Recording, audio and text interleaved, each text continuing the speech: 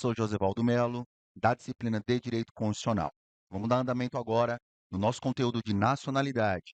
Paramos no brasileiro nato, vamos agora para o brasileiro naturalizado. Então vem aqui comigo. Professor, onde é que eu vou encontrar isso aí? Vamos montar o quadro junto comigo, tá? Nós vamos encontrar isso no artigo 12 da Constituição Federal, inciso 2, alíneas A e B, ok?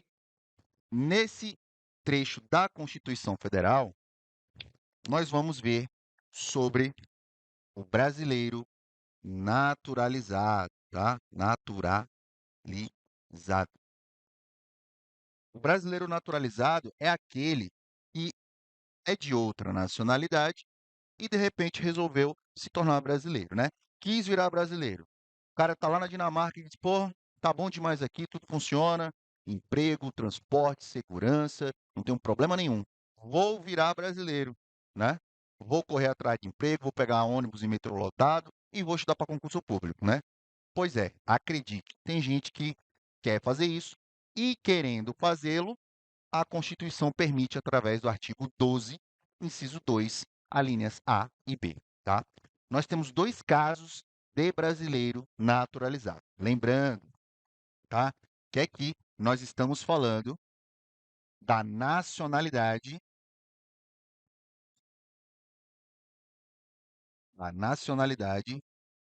derivada ou secundária, tá? Nacionalidade derivada ou secundária, tá?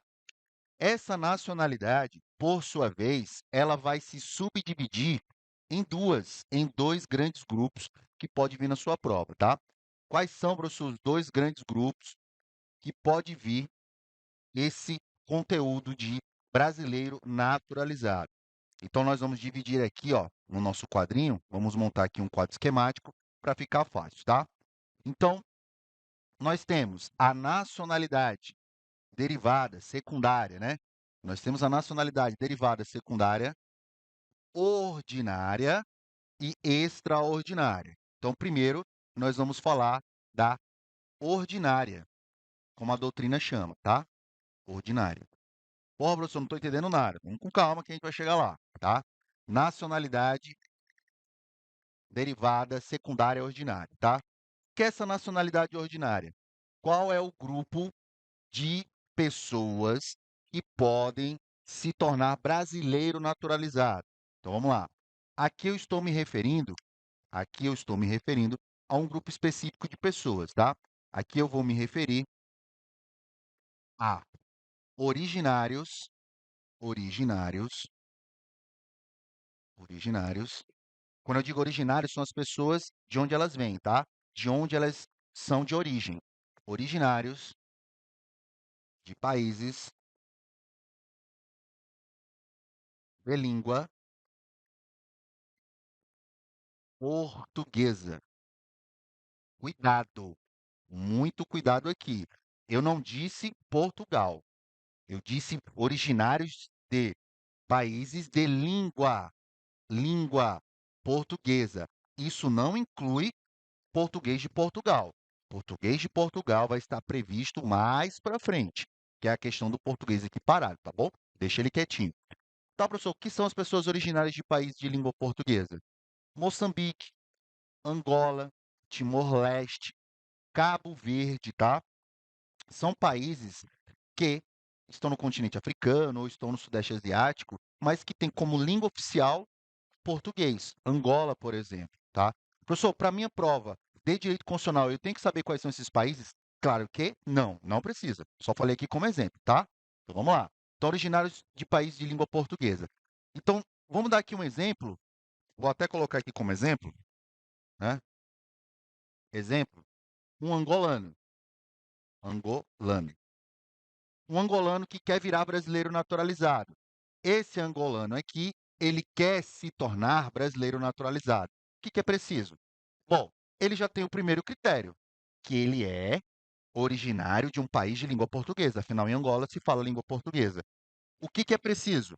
É preciso ele estar no Brasil, estar vivendo no Brasil, estar no Brasil há pelo menos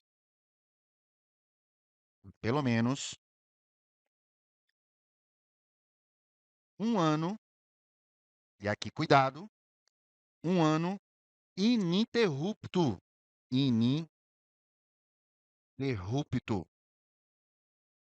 Ele tem que estar aqui no Brasil pelo menos há um ano ininterrupto. Ou seja, eles têm que estar aqui morando no Brasil há um ano, ok? Ok. E ele tem que ser de um país de língua portuguesa. Só isso, professor? Claro que não. Precisa mais um critério. O critério para esse angolano é que ele tenha idoneidade moral. É o que traz a Constituição. Ser um cara de boa, tranquilo. Idoneidade moral. É um critério subjetivo, tá bom? Ah, professor, eu preciso saber? Não. Você só precisa saber que os critérios são: pessoas originárias de país de língua portuguesa têm que estar no Brasil há pelo menos um ano ininterrupto, tá? E idoneidade moral. Ponto. É isso que você precisa saber para a nacionalidade, para o naturalizado ordinário. Mas tem um segundo caso. Veja, eu falei pessoas originárias de onde? De países de língua portuguesa. Tá, mas e os estrangeiros das demais nações? Sei lá, da Inglaterra, da Dinamarca, dos Estados Unidos, da Austrália, da África do Sul, da China, do Japão. Quando eles vêm para o Brasil, se ele quiser virar brasileiro, ele pode? Pode. Ele pode virar brasileiro? Pode. Mas ele precisa preencher alguns critérios. Então vamos lá. A Constituição traz para a gente aqui os seguintes critérios, tá? Vou descer mais um pouquinho aqui. Vamos lá. Nessa nacionalidade, aqui eu vou falar na nacionalidade. Lá foi a ordinária. Essa daqui vai ser a extraordinária.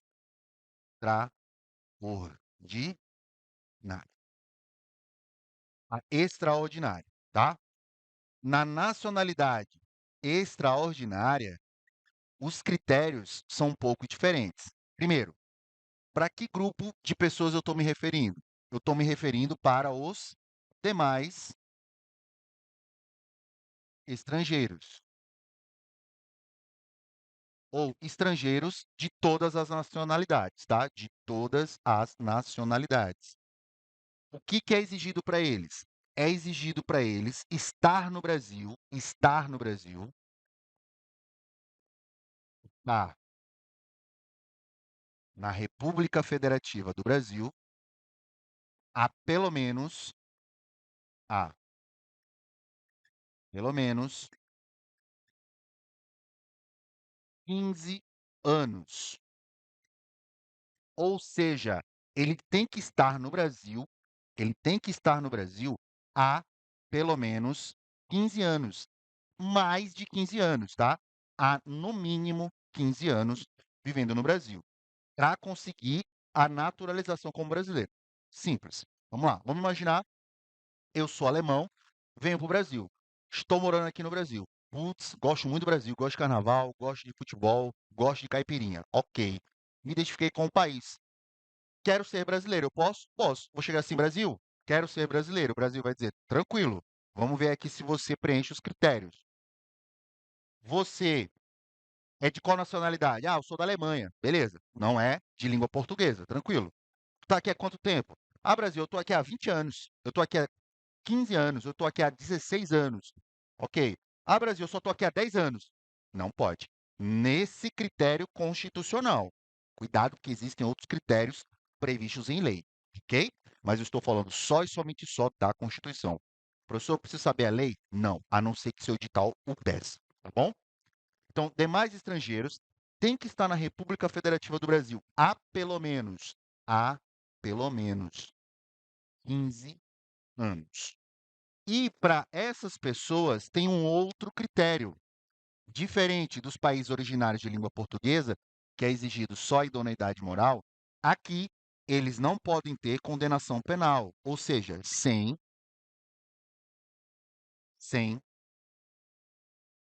condenação penal, tá?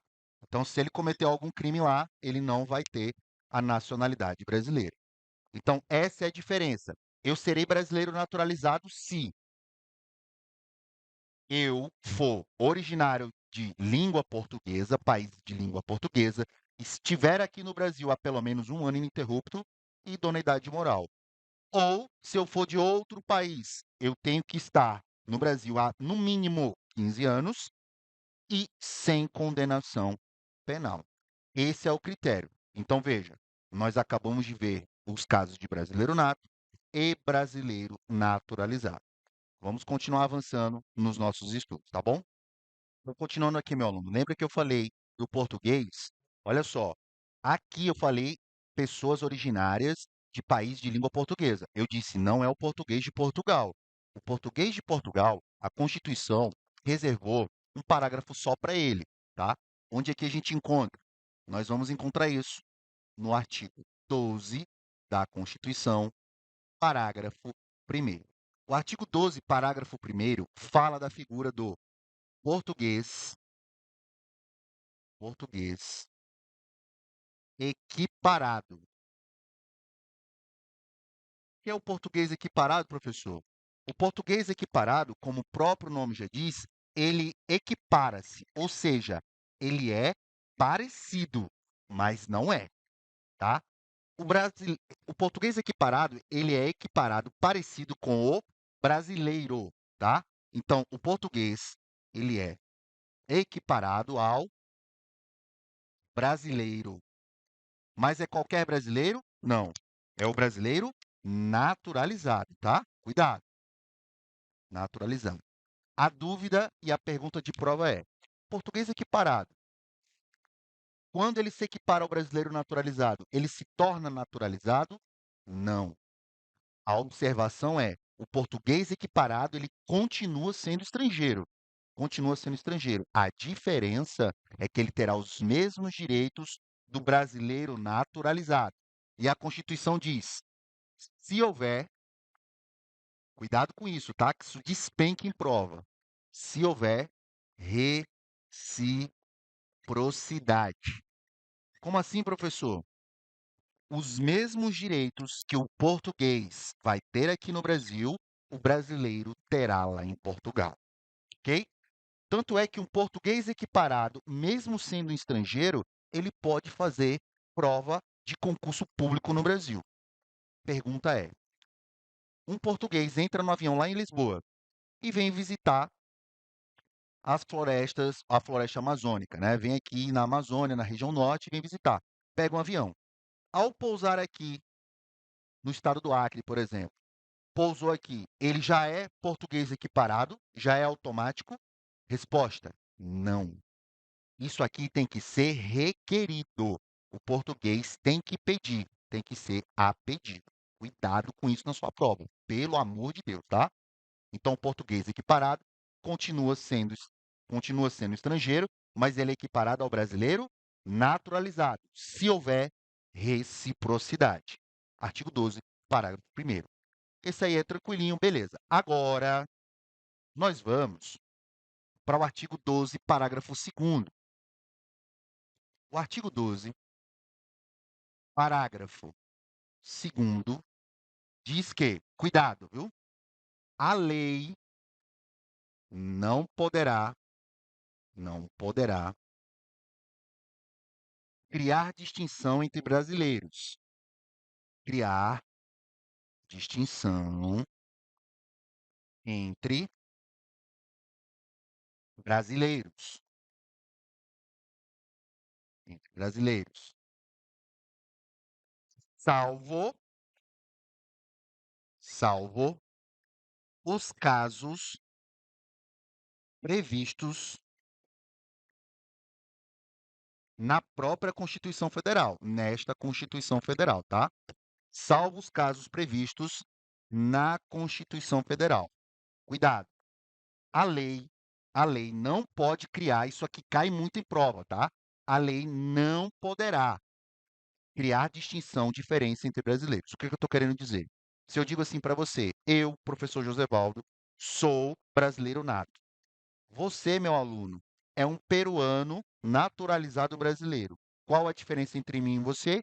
Nenhuma. somos iguais, tá? E a lei não pode criar distinção entre nós dois. Ponto final. Tranquilo. Mas aí, professor, o que é que eu devo me atentar? Eu, se estivesse no seu lugar, me atentaria principalmente para o artigo 12, parágrafo 3º, tá? O artigo 12, parágrafo 3º da Constituição Federal, ela fala sobre os cargos privativos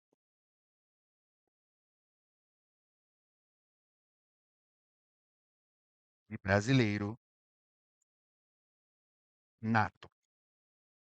Ou seja, o artigo 2º diz que a lei não pode criar distinção, mas o próprio parágrafo 2º diz que não pode criar, que a lei não pode criar distinção. Mas o próprio parágrafo 3º do artigo 12 já cria uma diferença na própria Constituição Federal, que são os cargos que são único e exclusivamente ocupados, são privativos de brasileiros. Não podem ser ocupados que não só por brasileiro nato.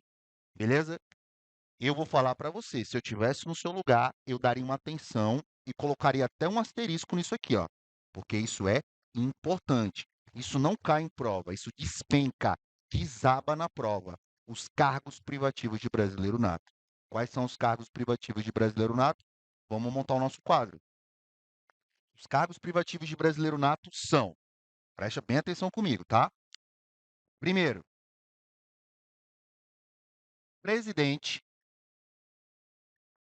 presidente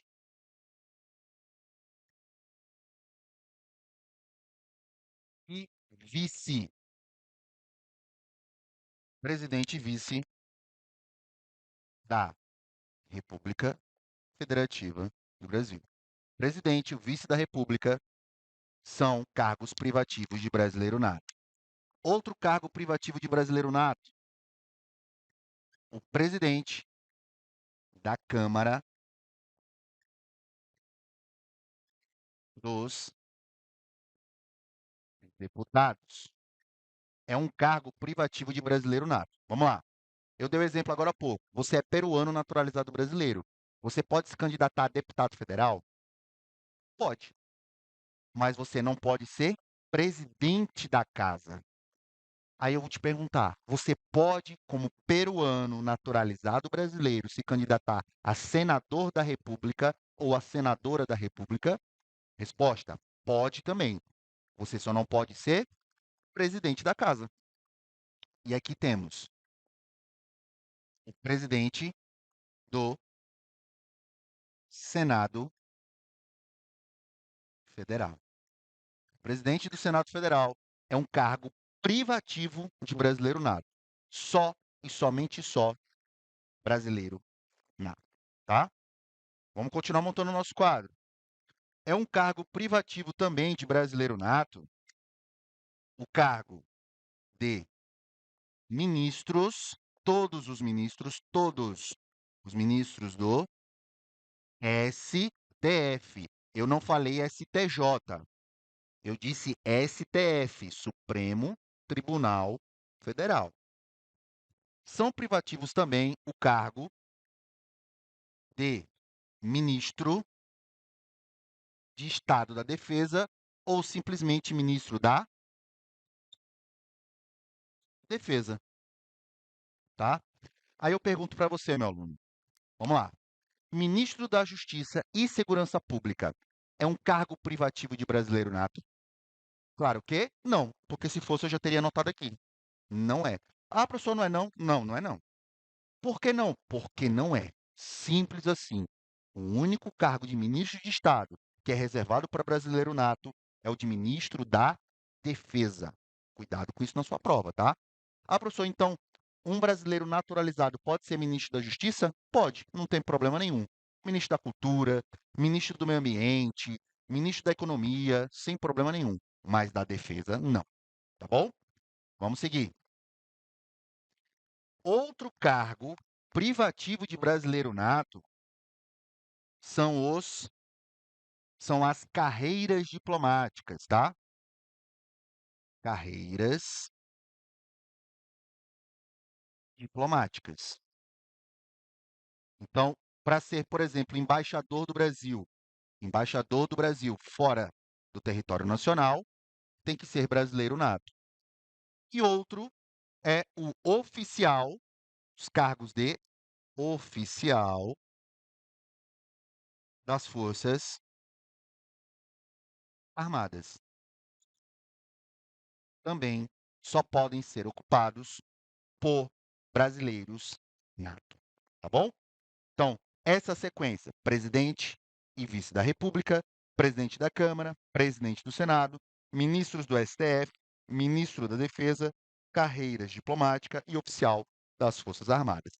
Porra, professor, é muita informação. Meu Deus do céu, como é que eu vou decorar isso? Eu vou passar agora um bizu para você anotar. Você vai fazendo uma folhinha, vai colar na parede e vai decorar isso, porque os cargos privativos de brasileiro nato despenca em prova. Quer ver? Normalmente vem na prova assim, ó. Marque a alternativa que corresponde a um cargo privativo de brasileiro nato. Letra A, ministro da Justiça. Letra B, ministro da Cultura. Letra C, ministro da Defesa. Letra D, ministro do STJ. Eu não disse STF, eu disse STJ. Então, cuidado, é assim que vai vir na sua prova. Pô, professor, é muita coisa, como é que eu vou lembrar? Então, vem aqui comigo no quadro. Eu fiz com essas cores, não foi à toa. Tem um mnemônico antigo, no meio do concurso público, que a gente já conhece, que é o famoso mp3.com. mp3.com. E você vai anotar aí. Olha só, eu vou anotar aqui para você, tá? Ó, P3. Aí você fala, professor, por que P3? Porque são 3 presidentes. P3. Ponto com carreiras diplomáticas e oficial. Ponto com. E a letra M no final. Então vamos lá. Anota aí. Olha só. Quais são os cargos privativos de brasileiro nato? É o famoso mp3.com. Olha aqui comigo, ó. Duas letras M. Esse M é de quê? Ministros do STF e o outro M de quê? Ministro da Defesa. O P3, porque são 3 presidentes: presidente do Brasil, da Câmara dos Deputados e do Senado Federal. O C, carreiras diplomáticas. O O, oficial das Forças Armadas. E o M, ministro da Defesa. Simples assim. Faz isso daqui várias vezes, anota, reanota, para poder ter, na hora da sua prova, uma clareza de como você vai responder as questões de cargo privativo de brasileiro nato, que não cai, desaba, despenca na sua prova. Beleza? Bom, meu aluno, minha aluna, agora eu quero toda a atenção do mundo, tá? Preste atenção aqui. Tá cansado? Dá uma parada, dá um pause aqui no vídeo. Nessa aula, vai ao banheiro, lava o rosto e volta, porque eu trouxe uma mega novidade dentro do artigo 12, atualizado, saiu do forno ontem. Então, qual é a chance disso cair na sua prova? Muito grande. Então, vem comigo aqui no quadro, tá? Olha só, atenção, eu trouxe para você aqui, ó, novidade constitucional. Que novidade é essa? Uma emenda. O que é emenda, professor? A emenda constitucional, ela modifica, amplia direitos dentro da Constituição Federal, tá? Então, a emenda constitucional 131 de 2023 mudou o texto constitucional no artigo 12, em seu parágrafo 4º. Lá, nós tínhamos a possibilidade de perda de nacionalidade. Por exemplo, eu, brasileiro nato, posso perder minha nacionalidade? Poderia perder minha nacionalidade antigamente? Sim, bastava eu escolher outra nacionalidade. Qual é a mudança agora? Vem comigo aqui. Artigo 12, parágrafo 4º. O artigo 12 fala sobre perda de nacionalidade. Em que possibilidade nós vamos perder a nacionalidade? Vamos aqui. Preste atenção, tá? 1. Se tiver cancelada a naturalização. Veja, eu estou falando do brasileiro naturalizado, tá? Naturalizado cancelada a naturalização por sentença judicial, tem que ser transitada em julgado, tá? Em virtude de fraude relacionada ao processo de naturalização.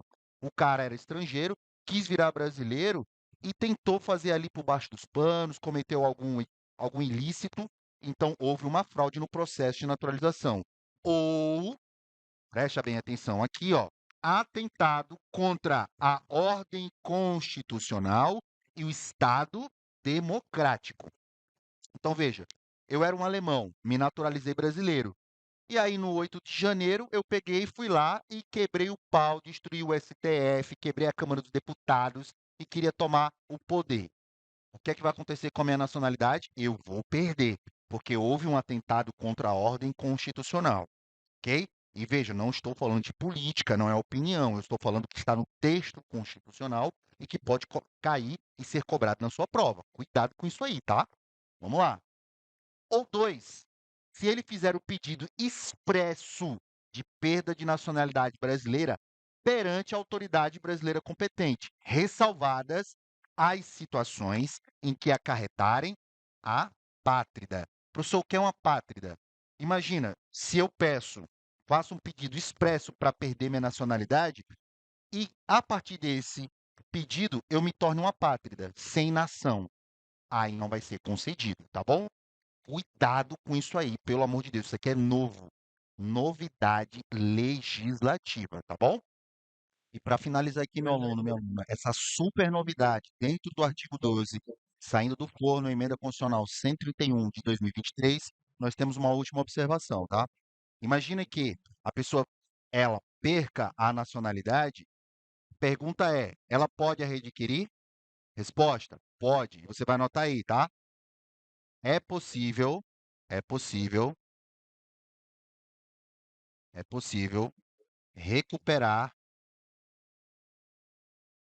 recuperar a nacionalidade, a nacionalidade perdida, tá?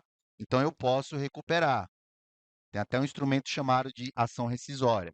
E uma informaçãozinha a mais, caso você queira anotar, se a banca quiser complicar a sua vida, ela pode chamar o apátrida, quem não tem nacionalidade, com esse nome aqui, ó, de eimatlus. Anota aí. Heimátulos. Heimátulos é a mesma coisa que a pátrida. Professor, o que é uma pátrida? É uma pessoa que não nasceu nem no critério solo, nem no critério sangue. É muito comum em regiões em que está havendo guerras, conflitos civis armados, tá? As pessoas fogem e elas não têm um vínculo com o país. E aí nascem crianças sem nacionalidade. Apátrida ou heimátulos, também chamado dessa forma, tá bom? Super novidade dentro de direito constitucional, dentro do artigo 12, que não cai, desaba na sua prova, tá bom? Então, agora, a gente vai fazer uma bateria de questões da sua banca com o objetivo de você matar todas as questões de direito constitucional no assunto nacionalidade, tá? Revisa esse material, leia isso quantas vezes for necessário e rumo à aprovação.